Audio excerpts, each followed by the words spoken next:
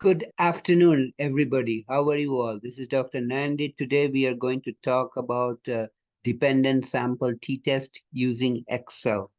So I will share my computer screen with you.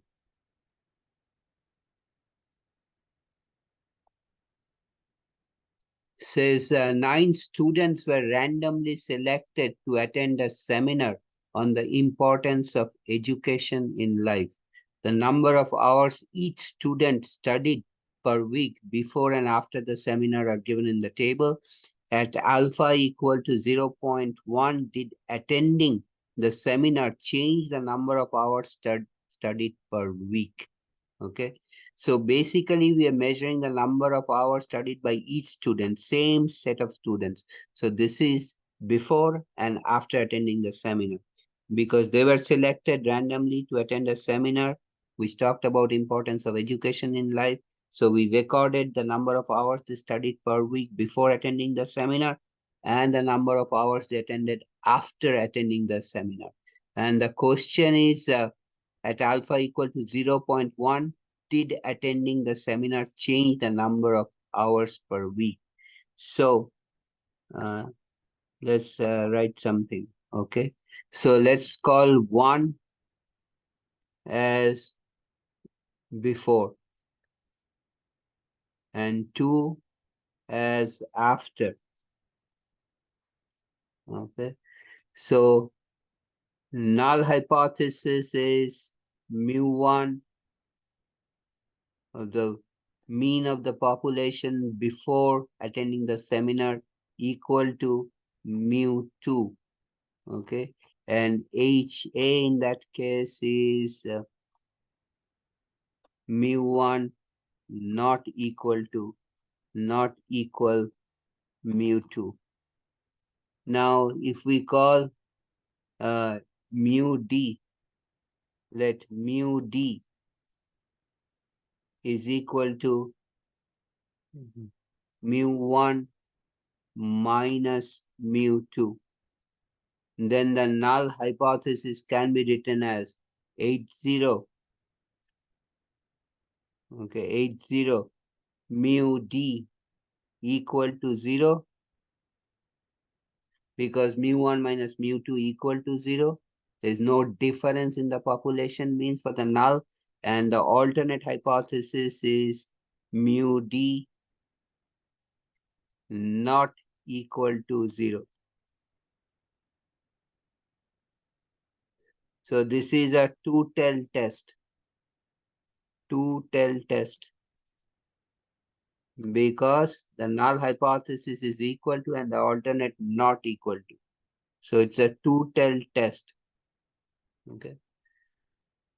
But it is a dependent sample. So we only use the data analysis tool pack in Excel. I have already installed the data analysis tool pack in the data in Excel. So I'll click on data analysis. Okay. And then I will look for the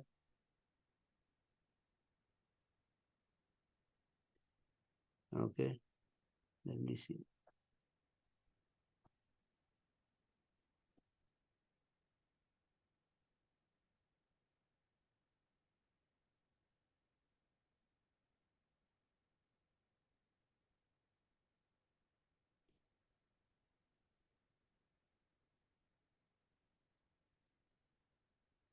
Okay. So it does not have the dependent samples separate, but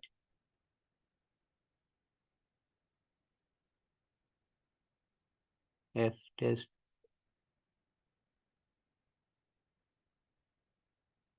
Okay. So it has this one. T test paired 2 samples for the means. This is a paired case because we are doing the measurement on the same set of students before and after. So this is a paired t-test. So we'll click on t-test paired 2 samples for means. Pair means measurement done on the same student before and after. They're paired together. Okay. So they're dependent sample.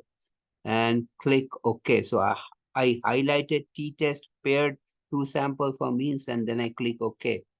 Okay. Then it will ask for variable 1 range in the first line. I will click the before cell A5 through A14. Okay. And then it will ask for variable 2 range. I will click on cell B5 through B14. Okay. And my hypothesized mean difference is 0. That is the null hypothesis. So I click in 0. Okay. And I'll click labels. Okay. Because my first row, that is A5 and B5, contain labels of the data. Okay. And basically, it's already highlighted new worksheet fly. It will calculate a test statistic T, and it will calculate a p-value, a probability value of getting a test statistic as extreme as what we have obtained or more extreme than that. We will compare the p-value with the alpha. Remember, in this case, the alpha is not 0.05. We will change it to 0.10. Okay. And then let's do the calculation. Okay. So, okay. So my T-stat is minus 2.828. Okay. That is my test statistic. And my p-value, this is a two-tailed test. Okay. So let me, okay, two-tailed p-value, p-value for two-tailed, p-value for two-tailed test is given as 0.022. Okay. Alpha value given in the problem statement is 0.10. So P is less than alpha. P being 0.02, alpha is 0.10. So decision is reject 80. Reject 80.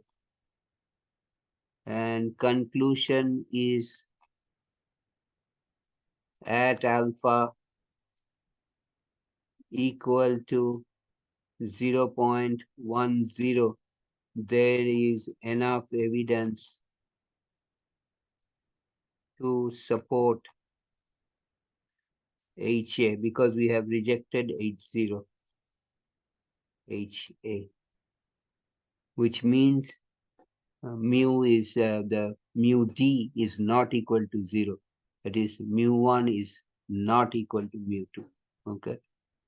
And you can see from the sample mean data, before sample mean is 10.1 and after sample mean is 13.4. Hence the difference between them is negative. Okay. That means after attending the seminar, the mean hours students study have increased. Okay. So therefore, we rejected the null hypothesis which states mu d equal to 0 and support the alternate which states mu d not equal to 0 because p is less than alpha. I will stop here today. If you have any question, comment, please write me a note. I'll get back to you as soon as possible. If you like this video, please give me a thumbs up. If you like this video, please share it with your friends. You and your friends, please subscribe to my channel by hitting the red subscribe button at the bottom right corner. I will see you next time with another interesting problem, interesting solution. Thanks for watching. Take care. Have a nice day.